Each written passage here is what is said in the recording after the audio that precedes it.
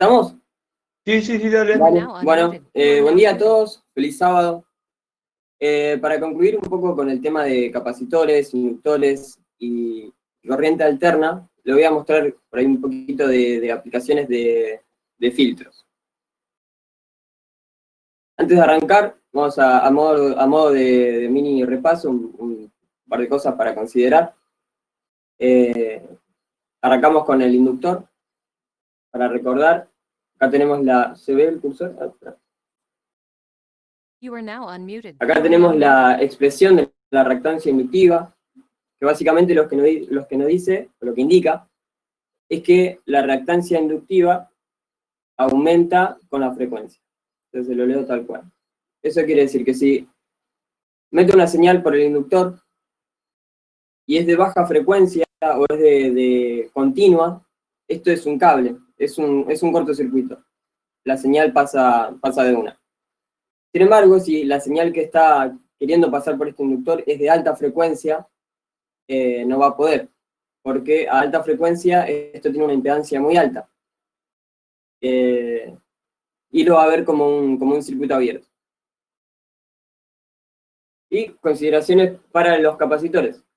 La capacidad disminuye por la distancia de las placas que constituyen el capacitor, aumenta con el área de esas placas, y también aumenta con la constante dieléctrica del material que se ponga para separar las placas. Y en frecuencia pasa lo opuesto que con el inductor. La reactancia capacitiva disminuye con la frecuencia. Es decir, que si queremos pasar una señal por este capacitor y es de baja frecuencia o es de continua, no va a poder pasar. Esto, bueno, en régimen estacionario era permanente. O sea, en el transitorio no. O sea, ustedes vieron que el capacitor se carga y todo eso. Bueno, pasando todo ese proceso, cuando ya está todo estable, no pasa la señal cuando es de baja frecuencia. Pero, si es de alta frecuencia, la señal ve al capacitor como un circuito, como un cortocircuito. Puede pasar de una. Entonces, considerando esto, les muestro un cachito de los filtros y tratando de aplicar el concepto de las reactancias y de las impedancias. Por ejemplo, en el filtro pasa abajo, la señal, metemos una señal por acá, a ver. Metemos una señal acá, que pasa por la resistencia primero. Si es de baja frecuencia, al capacitor digamos que no lo ve, porque es un circuito abierto. Entonces la señal pasa. Acá tenemos la salida.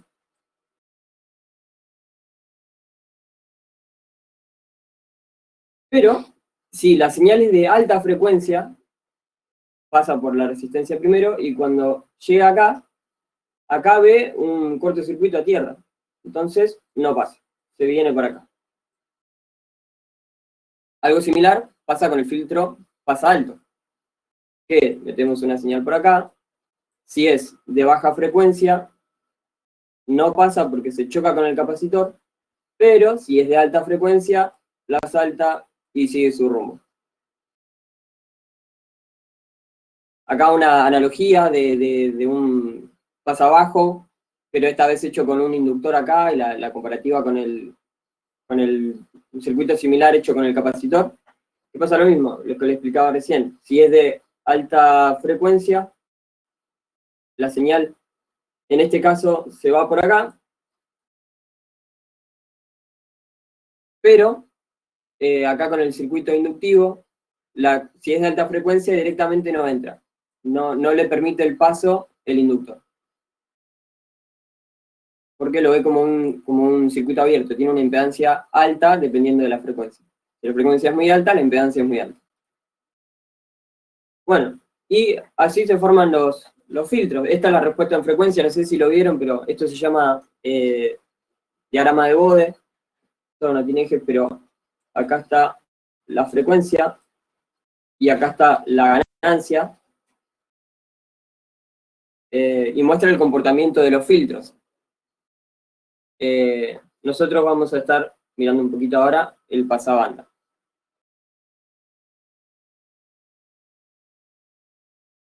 Para mostrar una aplicación bastante sencilla y algo ya bastante viejo, que o sea, a mí me parece que está ocupado, es la radio galena.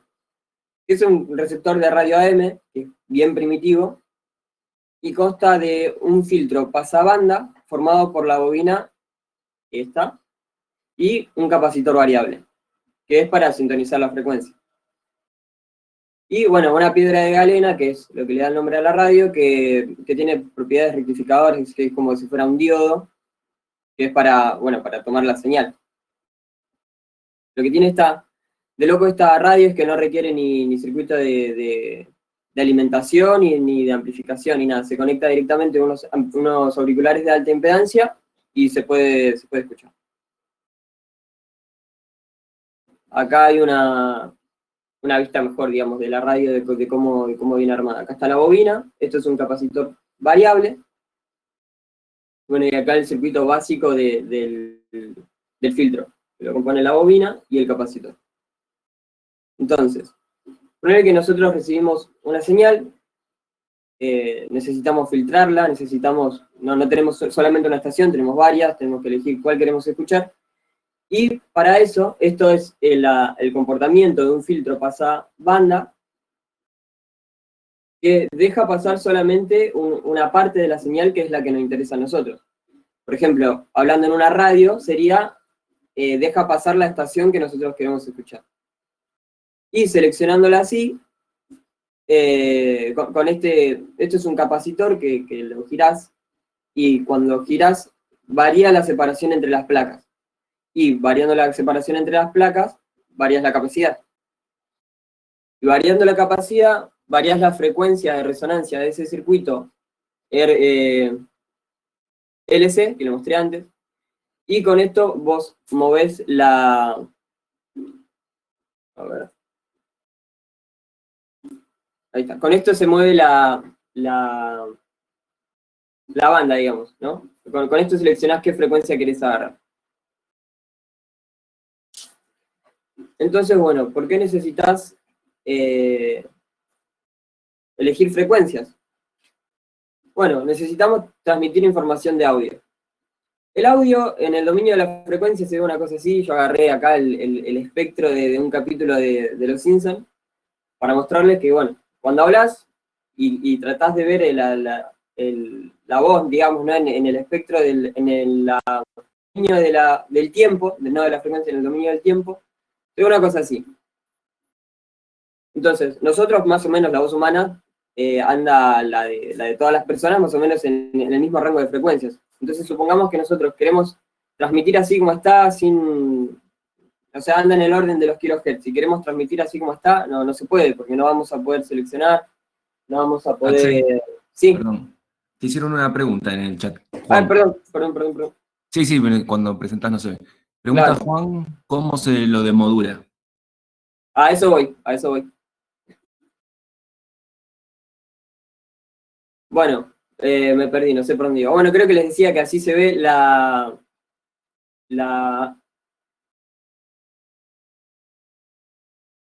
Sí, así se ve el espectro de la voz, no, el espectro no, o sea, así se ve la voz en el dominio del tiempo. Entonces, no podemos transmitir en esta frecuencia así como está, bueno, primero porque no podríamos tener canales, necesitamos como dividir en varias frecuencias para poder seleccionar qué escuchar. Y además, otra cuestión es que si querés transmitir así a baja frecuencia, debería ser extremadamente alta, y a frecuencias estas relativamente bajas son ineficientes energéticamente. La longitud de las antenas dependen de la frecuencia. Mientras mayor sea la frecuencia, más chica va a ser la antena, o sea, más barata también. Esto tiene que ver con la longitud de onda. A ver, permítame sacar un número de la galera, que después, ahora cuando arranquen con lo de Maxwell y todo eso, por ahí sale mejor, se va a entender mejor. Y se debe toda la longitud de onda, ¿no? Y una antena que transmite en el orden de los kilohertz, en 20 kilohertz, tendría que tener una longitud de 2,5 kilómetros. O sea, es imposible. Lo que hay que hacer para poder transmitir eficientemente y que sea viable también, es subir la frecuencia de la transmisión. Entonces, para eso se modula en AM. Acá está la señal moduladora, que es la que tiene la información, que es lo que nos interesa a nosotros. Esto se mezcla, la modulación de amplitud consta en mezclar la señal que nosotros queremos transmitir con una portadora que es de alta frecuencia. Y toma esta forma la señal y se manda al aire, ¿no? Ahí sí se puede transmitir, es más fácil transmitir porque está en alta frecuencia. A nosotros nos llega esto, esta onda, y después la tenemos que demodular, así como preguntó el compañero acá. Esto es como montar a la señal en un caballo, porque la señal por sí sola no va a poder llegar a ningún lado, entonces la montás en un caballo y va a donde necesites, va mejor. Bueno, ya tenemos nuestra señal en el aire, ya la agarramos, ahora hay que demodularla. Ahí ya la recibimos con la radio, tenemos que recuperar la información de audio que transmitimos. Para eso se tiene en cuenta la frecuencia de resonancia del circuito LC que estábamos viendo ahí. O sea, vos variando, el valor de la inductancia de la bobina es fija. Entonces vos movés con este capacitor, vas variando la frecuencia de la resonancia. Ahora muestro la formulita. Entonces, al variar el capacitor, estás variando la frecuencia de resonancia, y al variar la frecuencia de resonancia, lo que haces es sintonizar la radio. Es como que elegís la banda pasante del filtro pasabanda. La frecuencia de resonancia es cuando la reactancia capacitiva se cancela con la reactancia inductiva, que es lo que se ve acá en el grafito celeste y rojo. En el punto en donde se cancelan, porque la reactancia capacitiva es negativa y la inductiva es positiva, se suman, esto da 0, queda puramente resistivo, bueno, pero en este caso no hay resistencia, así que se cancela. Así, así lo demodulás, elegís la frecuencia. Acá les muestro la formulita. Entonces digamos que yo transmito a 590 kHz. El valor del inductor es fijo. En este caso, bueno, tomé de un ejemplo uno que vale 300 microhenries, como valor del inductor. Y variando el capacitor, lo tengo que poner en 242 picofaradios para poder agarrar radio continental 590 kHz. Cuando elegís esta frecuencia, cuando toma esta frecuencia, el circuito empieza a resonar en esta frecuencia, y ahí toma la señal que estás transmitiendo, que estás queriendo, la señal de audio que estás queriendo escuchar. Y acá, bueno, les tenía preparada una simulación y me falló acá en el MATLAB. Mientras los profes dan la clase, yo la voy a estar tratando de arreglar. Así les muestro más o menos una demodulación en MATLAB. Así que, por el momento, muchas gracias. Que tengan un buen día. You are now unmuted. Muy bien, gracias. Muy bueno, Axel. Gracias, Axel. Gracias. De nada. A ver. ¿Se sigue viendo? Dice ahora, Sí. desea conservar las anotaciones de cada lápiz. Ahí está. Ahí está.